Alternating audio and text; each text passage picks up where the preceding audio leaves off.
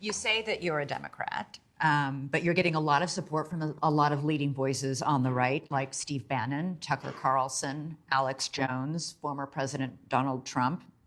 Many Democrats fear that you're a spoiler in the race, that you will damage President Biden in the primary and grease the skids for former President Trump to return to the Oval Office. This week, former President Trump said about you, Kennedy is smart and he's a common sense guy. What kind of man do you think Donald Trump is? Well, you know, here's what I'm not going to do in this race. I'm not going to attack other people personally.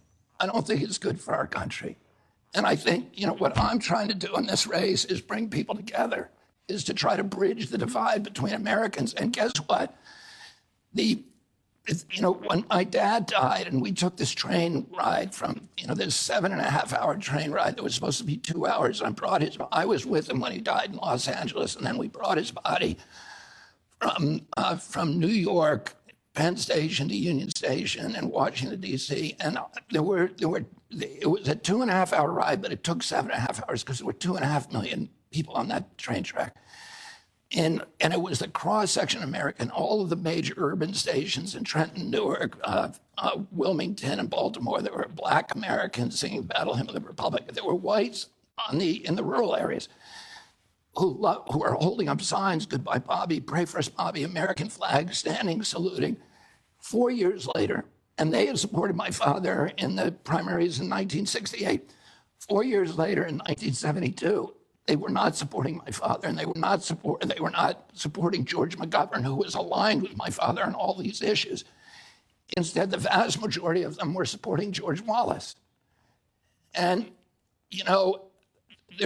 my father was able to harness these populist energies. In the last day of his life, he won the most rural state in this country, South Dakota, and the most urban.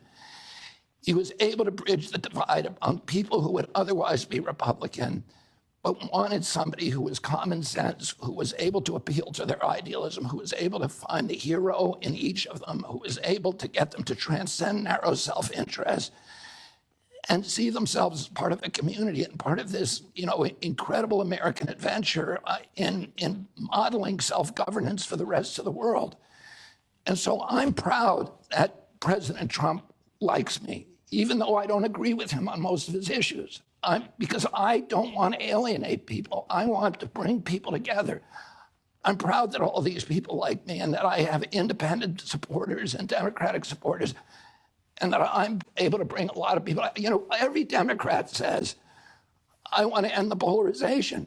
But how do you do that without talking to people who don't agree with you? How do you do that without appealing to people, my purpose is to find the issues, the values that we have in common, rather than, focus on the issues and the personalities that keep us all apart.